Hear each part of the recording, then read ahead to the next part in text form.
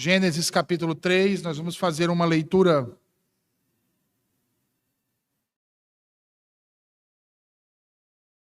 do versículo 14 até o versículo 21, mas hoje nós vamos nos deter apenas nos versículos 20 e 21 na exposição. Nós vamos fazer uma leitura do versículo 14 ao 21, mas daremos continuidade à exposição dessa perícope agora pela manhã, nos concentrando exclusivamente nos versículos 20 e 21. Gênesis 3, versículo 14. Então o Senhor Deus disse à serpente: visto que isso fizeste, maldita és entre todos os animais domésticos e o és entre todos os animais selváticos. Rastejarás sobre o teu ventre e comerás pó todos os dias da tua vida. Porei inimizade entre ti e a mulher, entre a tua descendência e o seu descendente. Esse te ferirá a cabeça e tu lhe ferirás o calcanhar. E a mulher disse: multiplicarei sobremodo os sofrimentos da tua gravidez. Em meio de dores darás à luz filhos. O teu desejo será para o teu marido e ele te governará. E a Adão disse: visto que atendeste à voz de tua mulher e comeste da árvore que eu te ordenara não comesses, maldita é a terra por tua causa. Em fadigas obterás dela o sustento durante os dias de tua vida. Ela produzirá também cardos e abrolhos, e tu comerás a erva do campo. No suor do rosto comerás o teu pão, até que tornes a terra, pois dela foste formado. Porque tu és pó, e ao pó tornarás. E deu o homem o nome de Eva, a sua mulher, por ser a mãe de todos os seres humanos. Fez o Senhor Deus vestimenta de peles para Adão e sua mulher, e os vestiu. Amém. Oremos mais uma vez.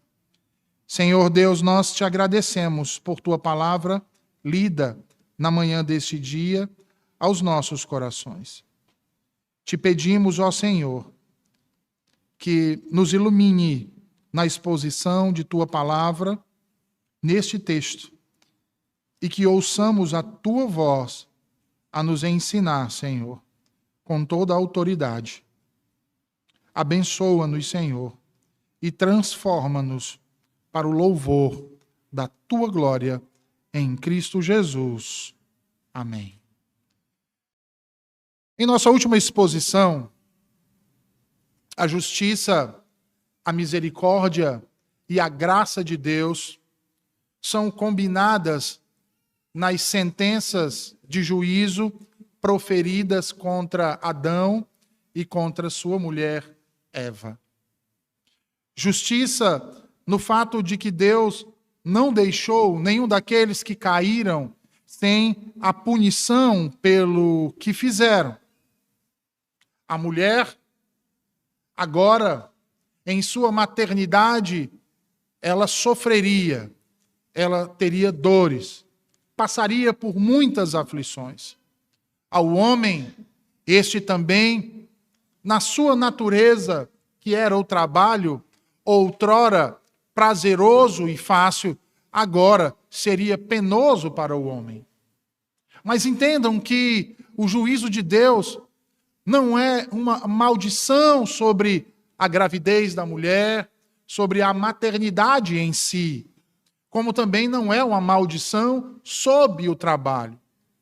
A maldição está naquilo que essas coisas trariam para o homem e para a mulher, ou que faria com que o homem e a mulher passassem. Em segundo lugar, a misericórdia, porque apesar da morte, como sentenciou ao Senhor, do pó vieste e ao pó retornará, a raça humana continuaria a se propagar.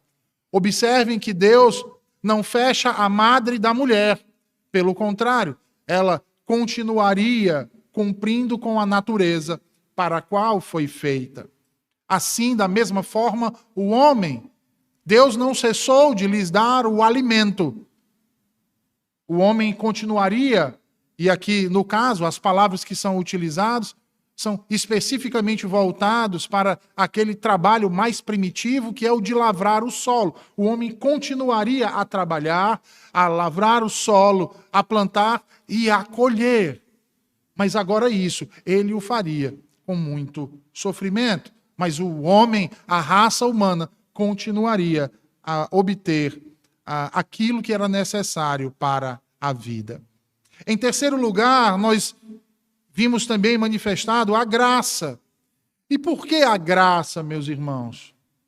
Ora, pela fé que Deus deu a Adão, para que ele cresce na promessa de redenção por meio da semente da mulher. Observem que Moisés vai confirmar isso nos versículos seguintes. E é sobre isso que nós vamos falar na manhã deste dia. Então eu peço que você retorne para a Escritura, deixe sua Bíblia aberta e veja o que diz novamente os versículos 20 e 21. E deu o homem o nome de Eva, a sua mulher, por ser a mãe de todos os seres humanos. Fez o Senhor Deus vestimenta de peles para Adão e para sua mulher, e os vestiu. Observem que, na narrativa de Moisés, Adão, após ter ouvido o pronunciamento do juízo de Deus à sua mulher e a si mesmo, ele responde ao que Deus fala com fé. E talvez você, nesse momento, se pergunte, mas por que fé? Ora, porque como diz Paulo em Hebreus capítulo 11, versículos 1 a 3, abra sua Bíblia em Hebreus 11, por favor. Hebreus 11.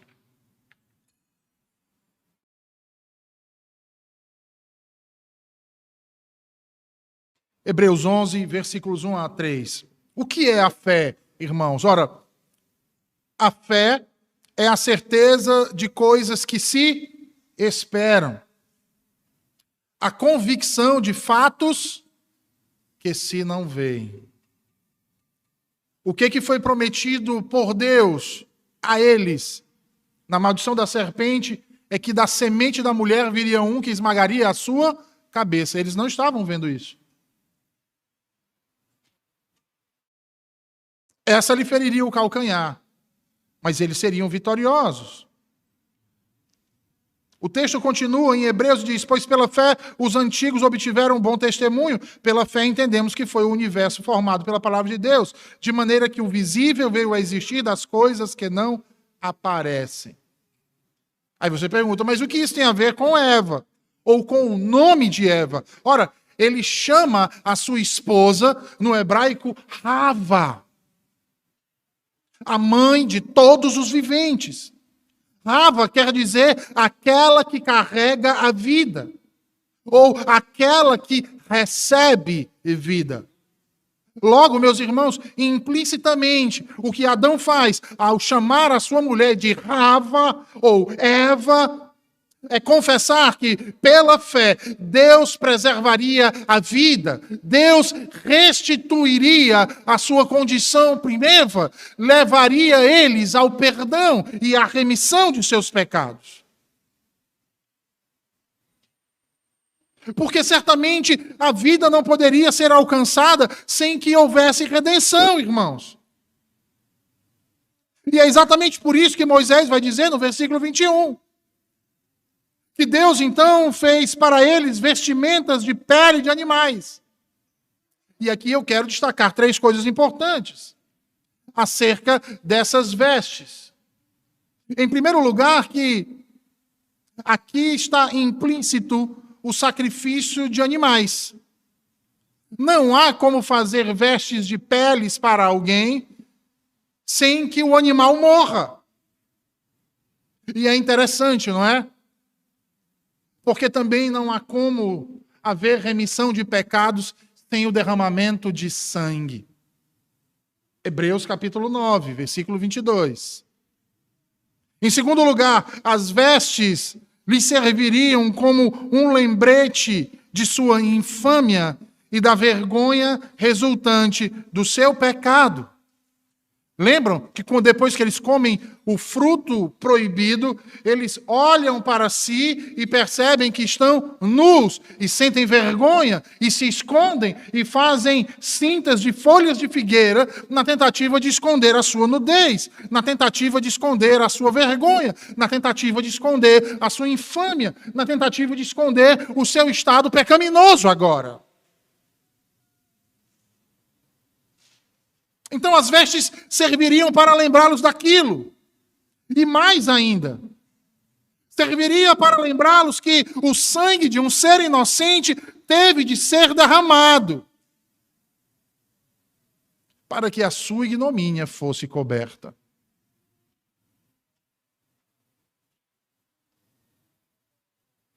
Terceiro lugar, as vestes de pele de animais. E o texto não afirma, mas também está implícito aqui, que esses animais foram mortos na frente deles, serviam para mostrá-los de fato o significado da morte, que eles ainda não haviam passado. Mas a aflição de um ser vivo ao ser-lhe tirado a vida, a angústia, a dor e o sofrimento latente. Eu não sei se aqui alguém já viu um animal sendo morto. Não é uma coisa bonita de se ver. De fato não é. Quando criança, eu pude assistir o sacrifício de um carneiro. E não é um espetáculo bonito. E até hoje eu tenho as memórias vívidas na minha mente. E que mostram a trágica realidade da morte. E, meus irmãos, quando Deus fez roupas para os nossos primeiros pais, é interessante observarmos que Deus fez essas roupas quentes, porque eram com peles, resistentes, era couro. No entanto, as fez muito simples. Essas vestes não exibiam nenhum adorno, nada com que pudessem ou viessem a se vangloriar, pelo contrário. Como eu disse, essas vestes pelas quais eles são vestidos servia para trazer à tona a sua memória, a sua mente, o que haviam cometido e quão trágico e terrível foi a sua ação. Logo não havia do que se vangloriar. Eles foram vestidos com peles. Peles de animais que foram mortos. Não para servirem como alimento para eles, mas para tipificarem o grande sacrifício que seria oferecido de uma vez por todas. Dessa forma, meus irmãos, a primeira morte foi um sacrifício. E na morte daqueles primeiros animais, dos quais foram tirados a pele, para fazer vestes para cobrir Adão e Eva, Cristo estava sendo tipificado ali.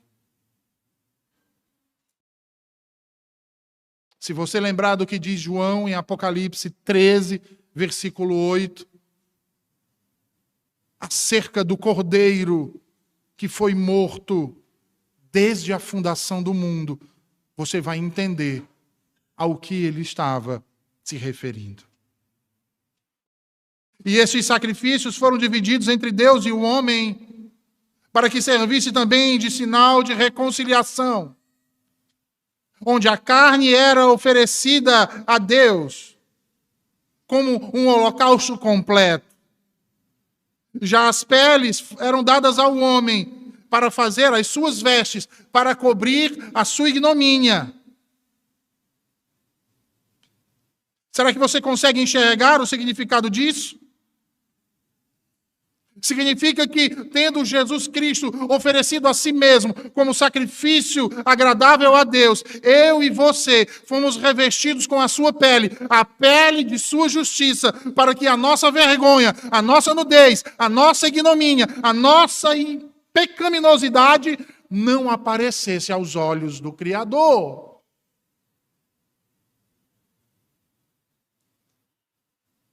E essa cobertura ninguém mais pode realizar, irmãos. Somente Deus. Somente Deus pode cobrir a ignomínia dos homens.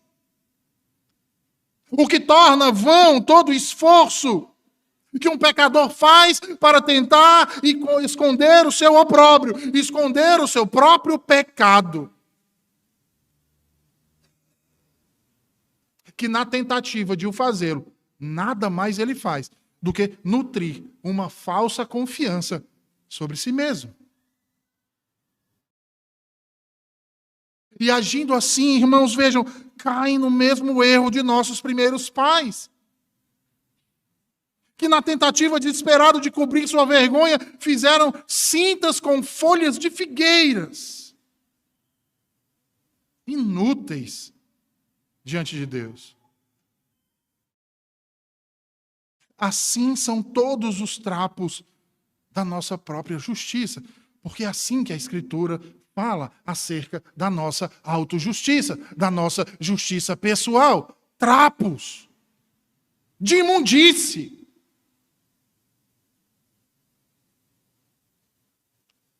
Mas Deus lhes fez túnicas de peles, grandes e resistentes e duráveis, adequadas para eles. Assim como também Cristo proveu para nós, através de sua carne e de seu sangue. E fomos cobertos por sua justiça. Portanto, é dela que devemos nos revestir, meus irmãos. Mas até quando, irmãos, vamos insistir em querer nos auto-justificar diante de Deus? Até quando passaremos vergonha diante dos exércitos celestiais?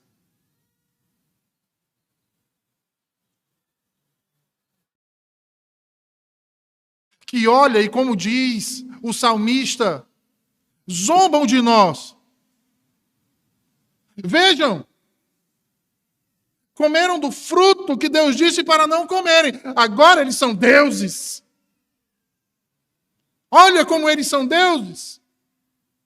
Olha como eles são poderosos e inteligentes. Procuraram cobrir suas vergonhas com folhas de figueira.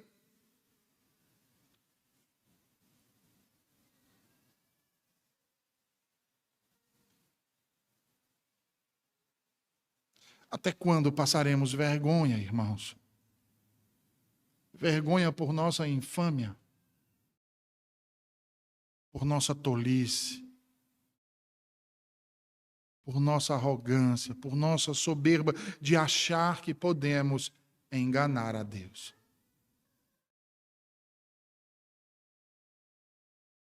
Porque vejam, Adão e Eva não tinham um exemplo negativo para lhes destituir dessa ideia de fazer folhas de figueiras para si.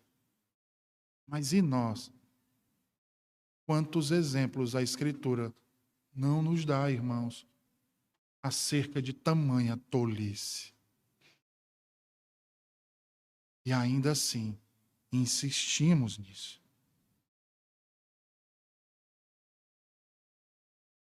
E lembrem-se que a nudez de Adão e Eva no jardim não era nada problemática no princípio. Vocês lembram do capítulo 2, versículo 25? Onde Moisés diz que o homem e sua mulher estavam nus e não se envergonhavam? Ora, e por que eles não se envergonhavam? Haviam sido feitos à imagem de Deus. E certamente tinham algo de esplendor, algo da majestade do seu Criador, como um manto sobre os seus corpos. É por isso que Davi, no Salmo 8, versículo 5, ele diz que um pouco menor do que os seres celestiais, ele fez o homem e o coroou de glória e de honra. Logo, quando Adão e Eva olhavam um para o outro, ou para o seu próprio reflexo, eles viam-se cobertos com uma medida ou uma proporção de radiante luz de justiça, com uma beleza descomunal, com a glória de Deus. Logo, não tinham motivo para se envergonhar, a menos de se embasbacar mediante tamanha visão de beleza, de glória e de poder. No entanto, ainda assim, nessa condição com a qual foram criados, isso não quer dizer que não haveria nenhuma razão posterior para que eles viessem a usar vestes ou serem revestidos por algo ainda maior, por algo ainda melhor. Afinal de contas, eram como vice-regentes do grande rei. E como vice-regentes do grande rei, não poderiam se vestir de qualquer forma.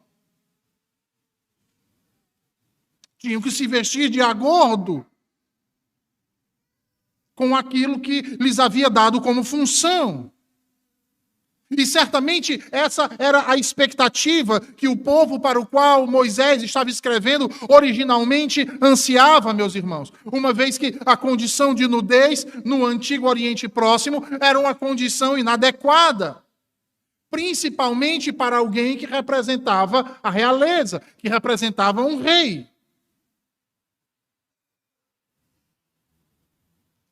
E sendo assim, Adão e Eva eram representantes do grande rei. Logo, deveriam vestir-se adequadamente. E certamente a intenção de Deus era de revestir Adão e Eva, caso tivessem mantido seu estado original em uma medida maior de beleza, em uma medida maior de santidade, em uma medida maior de glória. Olhem para isso, irmãos. Eles deveriam ter sido aperfeiçoados a uma glória superior, a uma vida superior, revestidos com a imortalidade e num Éden maior, mais glorioso e superior àqueles que foram colocados. E assim eles sairiam de um estado de justiça provado para um estado de justiça aprovado e confirmado. E assim seriam vestidos de uma santidade que jamais seria maculada, de uma beleza que jamais seria manchada, onde não seria possível enxergar uma única ruga, e uma glória que jamais seria perdida. Você entende porque a Escritura diz que naquele grandioso dia, Cristo apresentará a sua noiva sem ruga, imaculada e bela.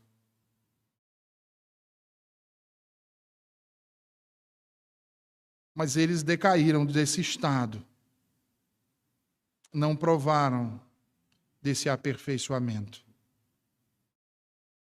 E ao cair viram-se nus. Assim aprove então ao Senhor vesti-los. E é interessante, porque a linguagem que é utilizada aqui é uma linguagem cultica. Algumas palavras aqui se repetem naquilo que diz respeito aos sacerdotes. Principalmente naquilo que fala acerca das vestes e vestidos, por exemplo, de Arão e dos demais sacerdotes. Abram suas Bíblias aí em Êxodo 28, por favor. Êxodo 28. E vejam aí o que Deus ordena a Moisés.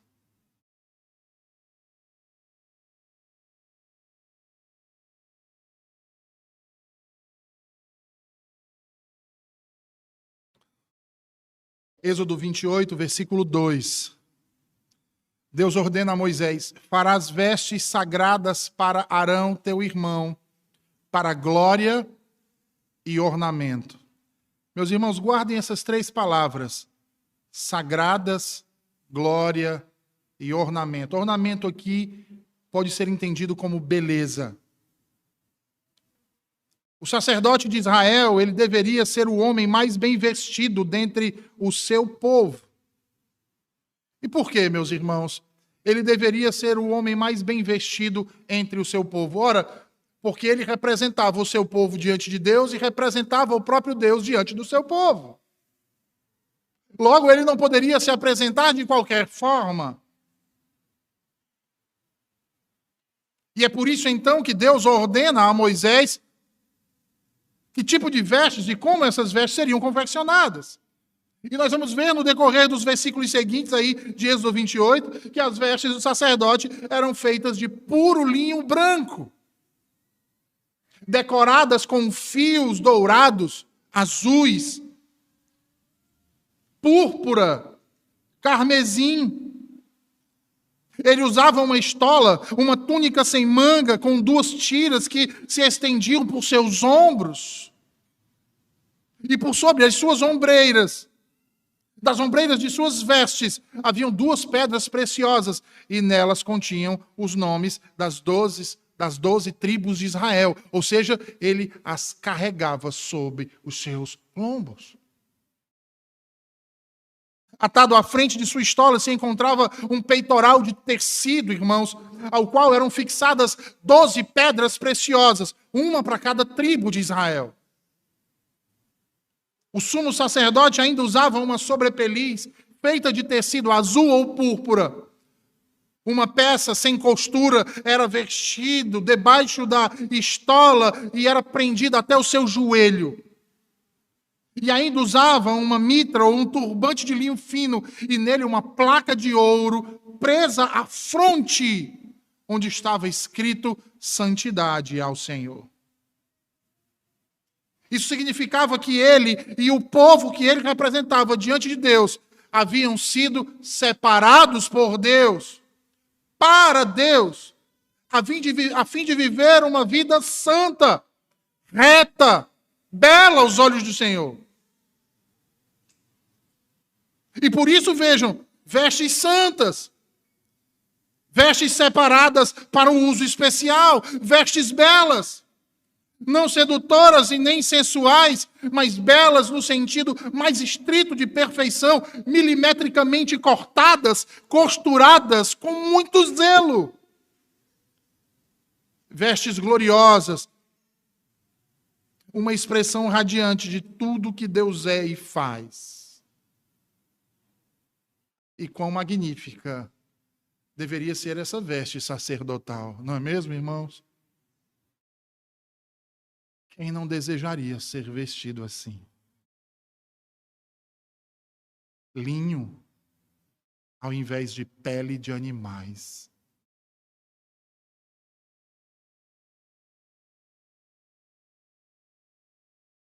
E ao longo dos séculos, inúmeros sacerdotes vestiram-se assim, irmãos, dessa maneira, porque nessas vestes, na confecção, e no uso apontavam para uma realidade. No entanto, por causa do pecado, essa realidade não foi percebida pela maioria deles. Que passaram a confiar naquilo que era exterior, esquecendo-se tão somente daquilo que era mais importante e apontava, que é para o revestimento interior, o revestimento do ser.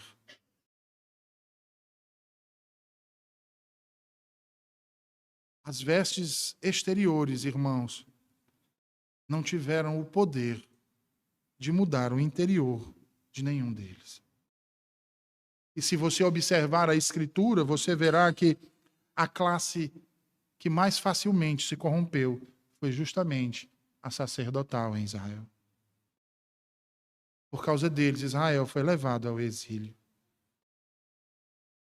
No entanto, Deus não os abandonou. Deus não deixou seus filhos órfãos. Pelo contrário. Abram suas Bíblias em Isaías 63, por favor. Isaías 63. Veja o que dizem os versículos 1 ao 3. Isaías 63, versículos 1 ao 3. O Espírito do Senhor Deus está sobre mim, porque o Senhor me ungiu para pregar boas novas aos quebrantados. Enviou-me a curar os quebrantados de coração, a proclamar libertação aos cativos e a pôr em liberdade os algemados, a apregoar o ano aceitável do Senhor e o dia da vingança do nosso Deus, a consolar todos os que choram e a pôr sobre os que em Sião estão de luto uma coroa em vez de cinzas, óleo de alegria em vez de pranto, veste 63. 61, perdão. Em vez de pranto, veste de louvor, em vez de espírito angustiado, a fim de que se chamem carvalhos de justiça, plantados pelo Senhor para a sua glória. Isaías aqui fala de um servo que viria, alguém que poderia dar ao seu povo uma coroa ao invés de cinza, óleo de alegria ao invés de pranto, vestes de louvor em vez de espírito angustiado. O povo de Deus seria chamado sacerdote do Senhor, se você observar aí os versículos 6 a 9. Ele diz: mas vós sereis chamados sacerdotes do Senhor e vos chamarão ministros de nosso Deus. Comereis as riquezas das nações e na sua glória vos gloriareis. Em lugar da vossa vergonha tereis dupla honra, em lugar da afronta exultareis na vossa herança. Por isso, na vossa terra possuireis o dobro e tereis perpétua alegria, porque eu, Senhor, amo o juízo e odeio a iniquidade do roubo. Dar-lhe-eis fielmente a sua recompensa e com eles farei aliança eterna. A sua posteridade será conhecida entre as nações e os seus descendentes no meio dos povos. Todos quantos vierem os reconhecerão como família bendita do Senhor. E diz mais, vejam aí o versículo 10. Regozijar-me-ei muito no Senhor, a minha alma se alegra no meu Deus, porque me cobriu de vestes de salvação e me envolveu com um manto de justiça, como noivo que se adorna de turbante, como noiva que se enfeita com as suas joias. Ah, meus irmãos, aproxima-se o dia em que o povo de Deus estará vestido de salvação, vestido de justiça e belamente vestido como sacerdócio real, como profetizou Isaías. A esperança de sermos vestidos, retratada na vestimenta de peles feita para Adão e Eva e nas vestes do sumo sacerdote, assim como prometido pelos profetas, torna-se realidade quando Maria dá à luz o seu primogênito, Jesus.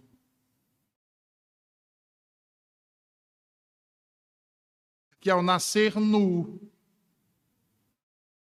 foi coberto, enfaixado em um pano.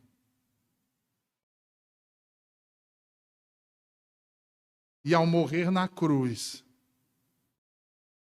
ao o despirem de suas vestes, foi também retirado nu daquele madeiro. E mais uma vez envolto em pano dentro de uma sepultura.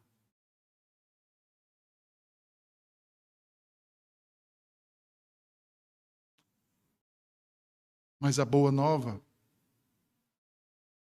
é porque este que foi crucificado e morto nu numa cruz, ressurgiu ao terceiro dia, revestido de glória. Ele experimentou a humilhação da nudez, irmãos, para que você e eu possamos experimentar a glória de sermos vestidos de justiça. O que temos feito com isso?